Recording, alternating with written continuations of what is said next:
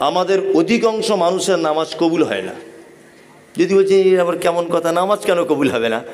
আল্লাহ বলেছে ইন্নাস সলাতা তানহা আনিল ফাহশাই ওয়াল মুনকার, নিশ্চয়ই নামাজ নামাজিকে মন্দ কথা কাজ থেকে কি দূরে সরিয়ে দেয়, তাই তো? তা একটা লোক নামাজও পড়ে জমির আলো কাটে, ভালো করে বুঝবেন।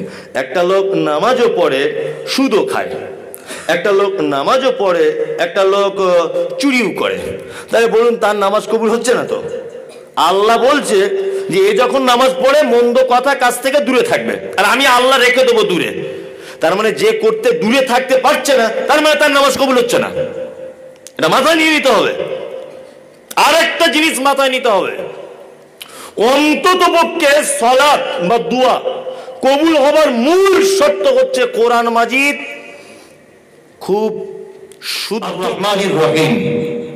তারপরে একটা কথা আছে মালিক ইয়াউমিদ্দিন, কিয়ামতের দিবসের মালিক। এটা কে? কে? আল্লাহ। কিয়ামত কেমন? এবার যারা এদিক ওদিকে ফিরেছিলেন অ্যাক্টিভ হন আমার দিকে। মুহাম্মদ সাল্লাল্লাহু আলাইহি ওয়াসাল্লাম তিনি বলছেন যে যখন কোনো বক্তা বক্তব্য রাখে, যখন কোনো ওয়াজিন ওয়াজ যখন করে, যখন কোনো দায়ী যখন দাওয়াত দেয়, প্রতিটা শ্রোতার উচিত যেন তার মুখের দিকে তাকিয়ে থাকে। কারণ হচ্ছে এই, তাছাড়া ওয়াজিন বক্তা দায়ী এটা মনে করবে যে আমার কথাকে ও অবজ্ঞা করছে। আপনি যদি মুখ এরকম করে থাকেন তাহলে আমি ভাববো ও মনে হয় আবু তো আমার কথাটা মন দিয়ে শুনছে না। ওর উচিত যে আমার দিকে তাকিয়ে থাকতে হবে। এটা আল্লাহর নবীর সুন্নাত। কিয়ামত এই দিবসের মালিক কে? আল্লাহ। কিয়ামত তো অনেক অনেক দূরে, অনেক দূরে। আপনাকে একটা দুনিয়াবি কথা বলি, কিয়ামতের দিন কেমন হবে।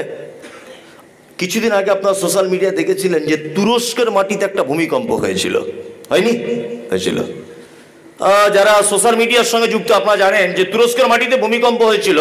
বৈজ্ঞানিক মতামত হচ্ছে এই যে মাটি থেকে ৮,০০০ ফুট নিচে মূল ভূমিকম্পটা হয়েছিল, ৮,০০০ ফুট নিচে।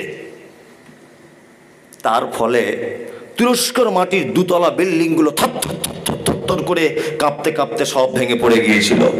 কত মানুষ ভাঙা স্তূপের ভিতরে মারা গেল, কত মহিলা না খেতে পেয়ে মারা গেল, কত গৃহপালিত পশু মারা গেল, অজস্র মানুষ তারা কোটিপতি রাস্তায় নেমে গেল। তুরস্কের মাটিতে ভূমিকম্প হয়েছিল। কতক্ষণ হয়েছিল? 18 সেকেন্ড। 18 সেকেন্ডের ভূমিকম্প হয়েছিল। কোথায়? আমি পেপারের কথা বলছি, মাটি থেকে ৮,০০০ ফুট নিচে। তার ফলে উপরের অবস্থা এই। কিয়ামতের দিবস, সেদিনে তো ভূমিকম্প হবে। কেমন? আল্লাহ পবিত্র আল কোরআনে বলছেন ইজা জুলজিলাতিল আরদু জিলজালাহা ওয়া আখরাজাতিল আরদু আসকালাহা। সেদিনকার ভূমিকম্প মহা বিপদের। এমন ভূমিকম্প হবে আমরা দেখেছি ঢালাই মেশিনে বালি সিমেন্ট দিয়ে এরকম করে মাখানো হয়, হয় না? উপরের মাল নিচে, নিচের মাল উপরে, হয় না? আল্লাহ তাআলা বলছেন ওয়া আখরাজাতিল আরদু আসকালাহা, কিয়ামতের দিনের ভূমিকম্প মাটির তলার সম্পদগুলো উপরে তুলে দেওয়া হবে, আর নিচের উপরের গুলো নিচে দিয়ে দেওয়া হবে। যদিও নিচের উপরের গুলো নিচে দেওয়া হবে পরোক্ষভাবে কোনো আয়াত নেই, কিন্তু তাফসীরের ভিতরে এটা বলা হয়েছে। এর নাম কিয়ামতের মাঠ। কিয়ামতের মাঠ কেমন? আল্লাহ তাআলা বলছেন পবিত্র আল কোরআন সূরা আল হজ প্রথম দিকেই বলছেন যে ইয়া আইয়ুহান নাসু তাকু রাব্বাকুম ইন্না যালযালাতাস সাআতি শাইউন আযীম ইয়াওমা তারাউনাহা তাযহালু কুল্লু মুরজিআতিন আম্মা আরজাআত ওয়া তাযাউ কুল্লু যাতি হামলিন হামলাহা ওয়া তারান নাসা সুকারা ওয়া মা হুম বিসুকারা ওয়ালাকিন্না আযাবাল্লাহি শাদীদ। এখানে একটা গবেষণামূলক কথা আপনি জেনে রাখুন। এক, আমি যদি এখন এই আবুটাকে, আমার চাচতো ভাই, এর বুকে যদি আমি একটা ঘুষি এখন যদি মারি, আর এই ঘুষিটার ওজন যদি 50 ডিগ্রি সেলসিয়াস পর্যন্ত যদি হয়, এক কথায় বুঝে নেন পাড়া গ্রামের মানুষ, 50 ডিগ্রি পর্যন্ত যদি এর ক্ষমতাটা হয় তাহলে ও বাঁচবে। চিকিৎসা বিজ্ঞানীরা বলছে এটা। আমি কিন্তু বড় মাপের লেখকের বই পড়ে তবে বলছি, মানে ভাববেন না মনে হয় যে এমনি মনে হয় ফাঁকড়া আওয়াজ করছে না। একটা পুরুষ মানুষ 50 ডিগ্রি পর্যন্ত কষ্ট সহ্য করতে পারে, কিন্তু একটা নারী একটা নারী 56 ডিগ্রি সেলসিয়াস পর্যন্ত কষ্ট সহ্য করতে পারে। ওই জন্য ইমাম শাফি এক জায়গায় বলতে গিয়ে বলেছেন, উর্দু একটি কিতাব আছে, ইমাম শাফির একটা মতামত, তিনি বলছেন যে মহিলাদের বাচ্চা হওয়ার যে কষ্টটা, এটা যদি কোনো পুরুষ মানুষের হতো তাহলে 100-র ভিতরে 80 জন পুরুষ মানুষ মারা যেত। কি বললাম বুঝতে পারছেন? মহিলাদের বাচ্চা হওয়া নরমালে যে কষ্টটা, এটা এই বাচ্চাটা যদি ঘুরিয়ে কোনো পুরুষ মানুষের হতো তাহলে সেই পুরুষ মানুষটা 80% মারা যেত, 20% বাঁচা সম্ভব না। তার মানে বোঝা যায় মহিলাদের সব থেকে বেশি ধৈর্য এবং সহ্য ক্ষমতা সব থেকে বেশি। এটা চিকিৎসা বিজ্ঞানীদের একটা মতামত। আল্লাহ সুবহানাহু ওয়া তাআলা পবিত্র আল কোরআনে এখানে বলছেন, ইয়া আইয়ুহান নাসু তাকু রাব্বাকুম ইন্না যালযালাতাস সাআতি শাইউন আযীম। মানুষ, তোমরা তোমার রবকে, প্রতিপালককে ভয় করো, সাথে সাথে এটা মনে রাখো যে কিয়ামতের দিবসে ভয়াবহতা বড় কঠিন ভয়াবহতা। ভয়াবহতা কেমন? আল্লাহ তাআলা ভয়াবহতা বর্ণনা করতে গিয়ে বলছেন, ইয়াওমা তারাউনাহা তাযহালু কুল্লু মুরজিআতিন আম্মা আরজাত ওয়া তাযাউ কুল্লু যাতি হামলিন হামলা ওয়া তারান নাসা সুকারা ওয়া মা হুম বিসুকারা ওয়ালাকিন্না আযাবাল্লাহি শাদীদ। একজন মা দাঁড়িয়ে থাকবে এরকম ভাবে কিয়ামতের মাঠে উলঙ্গ হয়ে, কারোর পরনে কাপড় থাকবে না, নারী পুরুষ সবাই উলঙ্গ হয়ে। তা বলছে বাচ্চা, গর্ভবতী মহিলা তার বাচ্চা নিচের দিক দিয়ে পড়ে যাবে, মা বুঝতে পারবে না যে আমার বাচ্চাটা কি করে হলো। আল্লাহু আকবার, এর নাম কিয়ামতের মাঠ। 2, আল্লাহ তারপরে বলছেন দুগ্ধ দানকারিণী মা তার বাচ্চাকে দুধ পান করাতে ভুলে যাবে। পৃথিবীতে সব থেকে বেশি ভালোবাসে মা তার সন্তানকে। কুকুরও ভালোবাসে, শিয়াল ভালোবাসে, টিকটিকেও তার বাচ্চাকে ভালোবাসে, মুরগিও তার বাচ্চাকে ভালোবাসে, বাসে না? বাসে। আল্লাহর ভাষা হচ্ছে দুগ্ধ দানকারিণী মা তার বাচ্চাকে সেদিন দুধ পান করাতে ভুলে যাবে। কোরআনে আল্লাহ আবার বলছেন, আর মানুষগুলোকে দেখতে পাওয়া যাবে সব যেন তারা মাতাল। আল্লাহ বলছে ওমা হুম বিসুকারা, একজনও মদ পান করেনি, ওয়ালাকিন্না আযাবাল্লাহি শাদীদ, শুধু আমার কঠিন আযাবের ভয়ে তারা মাতালের মতো করে ঘুরছে। এর নাম কিয়ামতের মাঠ। এই মাঠের মালিক কে? আল্লাহ সুবহানাহু ওয়া তাআলা, মালিকি ইয়াউমিদ্দিন। তারপরে কি বলি? ইয়াকা না'বুদু ওয়া ইয়াকা নাস্তাঈন, তোমারই ইবাদত করি, তোমারই কাছে সাহায্য চাই। তাই তো? ইবাদত, যত রকমের ইবাদত আছে, ইবাদত কার উদ্দেশ্য করা লাগবে? শুধু আল্লাহর উদ্দেশ্য। এই একটা কথা বলে দিচ্ছি, শুনে রেখে দেন, আর কিছুদিনের মধ্যে শবে বরাত আসছে, তাই না? শবে বরাতের কোনো রোজা নেই, এটা যেন মাথায় থাকে। আহলে হাদিস গ্রাম আমাদের অনেক মেয়েরা জানে না, শবে বরাতের দিন রোজা রাখা অবৈধ বেদাত। কি বললাম বুঝলেন? বাড়ির বউরা রাখতে চাইবে, কিন্তু এটা আপনাকে সচেতন করে দিতে হবে, শবে বরাতের দিন রোজা রাখা নির্দিষ্ট করে বেদাত। আর নবীজির ভাষা কুল্লু বিদআতিন যালালা ওয়া কুল্লু দালালাতিন ফিন্নার। এটা যেন মাথায় থাকে। 15ই শাবান রোজা রাখতে পাবে না। পাড়ার অনেক মহিলারা জানে না, এগুলো জানিয়ে দেওয়া ভালো। শুধুমাত্র দেখবেন শুক্রবারের দিন রোজা রেখেছে, শুক্রবার দিন জুম্মার দিন পবিত্র দিন হিসাবে রোজা, শুক্রবারে রোজা রাখা নিষেধ। তবে হ্যাঁ, কেউ যদি প্রত্যেক মাসে 13, 14, 15 তারিখে যদি রোজা রেখে অভ্যস্ত হয়, ওই দিনের ভিতরে যদি শুক্রবার পড়ে যায়, এটা একটা ভিন্ন ব্যাপার। আপনি মুহররমের সিয়াম পালন করছেন 9, 10, তাই তো, বা 10, 11 যাই হোক, এর ভিতরে যদি শুক্রবার পড়ে যায় আলাদা ব্যাপার। আপনি শাওয়ালের 6টা রোজা করছেন, যদি আপনি তার ভিতরে শুক্রবার পেয়ে যান আলাদা বিষয়, কিন্তু ঢং করে সেজে গুজে শুক্রবারের দিন রোজা রাখা বেদাত। মাথায় থাকবে। শবে বরাতের দিন আমাদের পাড়া গ্রামের অনেক মেয়েরা রোজা রাখে, একদম নিষেধ।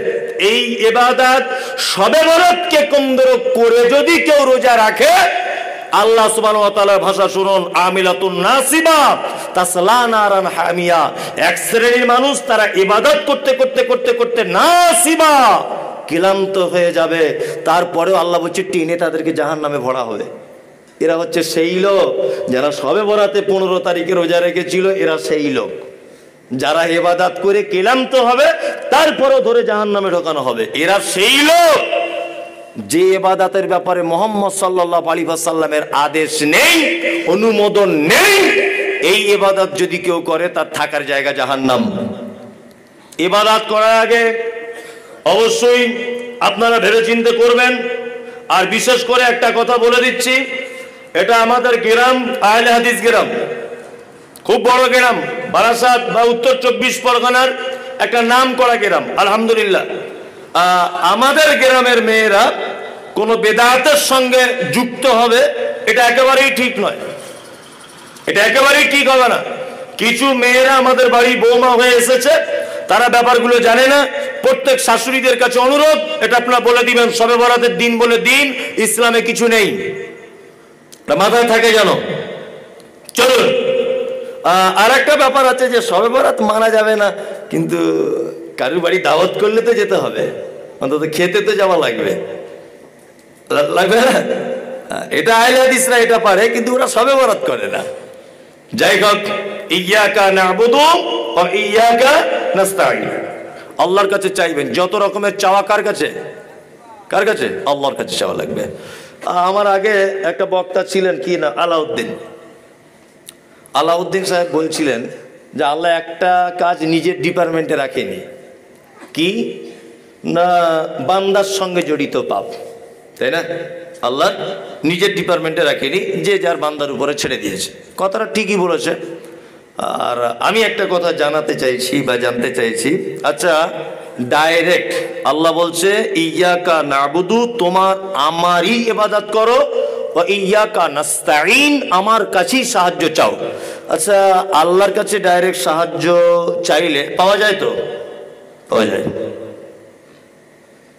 কিন্তু আমাদের পার্শ্ববর্তী যে সমস্ত গ্রামগুলি আছে বা আমাদের বাড়ির অনেক মহিলারা আছে যারা ব্যাপারগুলো জানে না, তারা ভাবে যে কাউকে না ধরলে আর ডাইরেক্ট পাওয়া যায়, এরকম একটা ব্যাপার থাকে, থাকে না? থাকে। আল্লাহ তুমি আমাদের এই সমস্ত শিরিক মুক্ত ইবাদত করার তৌফিক দান করো, আমিন। সিরাতাল্লাযীনা আনআমতা আলাইহিম, তারপর আমরা বলি আল্লাহ তুমি আমাদেরকে সহজ পথ দেখাও, বলি না? আমি শুনেছি এটা যে ঘুষ দিলে নাকি চাকরি হয়, এটা শুনেছি। তা আমি কোটি কোটি কোটি কোটি টাকার মালিক ধরে নেন, তা আমি কালাম মামার কাছে গিয়ে বলছি, মামা আমি আপনাকে 50 লাখ টাকা দেবো, ফলদি স্কুলে একটু হেডমাস্টারের দায়িত্বটা আমার দেন, কিন্তু আমি এক কলম লেখাপড়া জানি না, এক কলমও। আচ্ছা বলুন, যদি ওকে আমি 50 লাখ না 50 কোটি টাকা দিই, উনি ধরে নেন রাজ্যের মুখ্যমন্ত্রী, বোঝানোর জন্য বলছি, 50 কোটিও যদি দিই, আমি এক কলম লেখাপড়া জানি না, আমাকে হেডমাস্টারের দায়িত্ব উনি কিয়ামত পর্যন্ত চেষ্টা করলে দিতে পারবে? পারবে না, কারণ আমি তো লেখাপড়া জানি না। ঘুষ দিলে চাকরি হয়, সাথে সাথে যোগ্যতাও লাগে, তাই না? এমনিতে হয় না।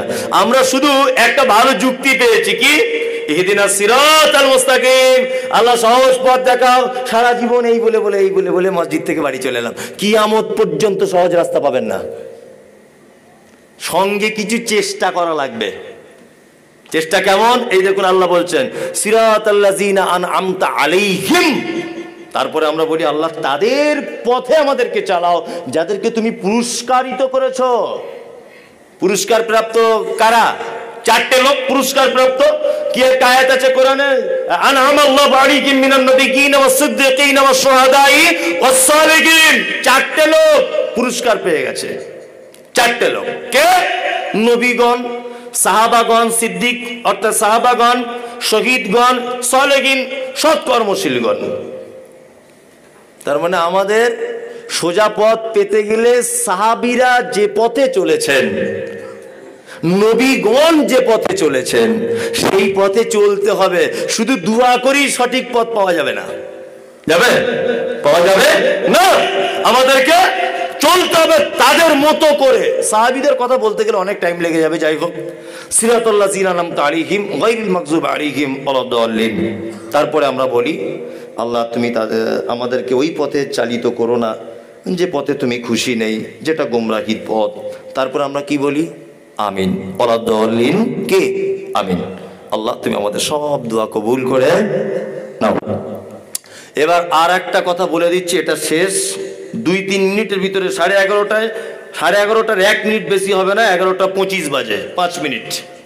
আমাদের অধিকাংশ মানুষের নামাজ কবুল হয় না। যদি বলছে আবার কেমন কথা, নামাজ কেন কবুল হবে না? আল্লাহ বলেছে ইন্নাস সলাতা তানহা আনিল ফাহশাই ওয়াল মুনকার, নিশ্চয়ই নামাজ নামাজিকে মন্দ কথা কাজ থেকে কি দূরে সরিয়ে দেয়, তাই তো? তা একটা লোক নামাজও পড়ে জমির আলো কাটে, ভালো করে বুঝবেন, একটা লোক নামাজও পড়ে সুদও খায়, একটা লোক নামাজও পড়ে, একটা লোক চুরিও করে, তাহলে বলুন তার নামাজ কবুল হচ্ছে না তো? আল্লাহ বলছে যে এ যখন নামাজ পড়ে মন্দ কথা কাজ থেকে দূরে থাকবে, আর আমি আল্লাহ রেখে দেবো দূরে। তার মানে যে করতে দূরে থাকতে পারছে না, তার মানে তার নামাজ কবুল হচ্ছে না। এটা মাথায় নিয়ে নিতে হবে। আর একটা জিনিস মাথায় নিতে হবে, অন্তত পক্ষে সালাত বা দোয়া কবুল হবার মূল শর্ত হচ্ছে কোরআন মাজিদ খুব শুদ্ধভাবে ধীরে ধীরে আস্তে আস্তে করে তেলাওয়াত করবেন। আপনি যেটা বলছেন সেটা এমন ভঙ্গিমাতে বলবেন যে আল্লাহর সঙ্গে যেন আমি কথা বলছি, ঠিক এমন। ইহদিনাস সিরাতাল মুস্তাকিম, আল্লাহ আমাকে সহজ পথ দেখাও। সিরাতাল্লাযিনা আনআমতা আলাইহিম, তাদের পথ দেখাও যাদেরকে তুমি পুরস্কারিত করেছো। এতক্ষণ যারা বসে আছেন, সত্যি খুব সুন্দর একটা পরিবেশ, কোনো ডিস্টার্ব নেই, কিছু নেই। আর যদিও এটা আমার গ্রাম, সকলেই আল্লাহর পক্ষ থেকে ভালো থাকুন। আর এতক্ষণ পর্যন্ত যে আলোচনা হয়েছে, আল্লাহ তুমি আমাদের সকলকেই আমল করার তৌফিক দান করো, আমিন।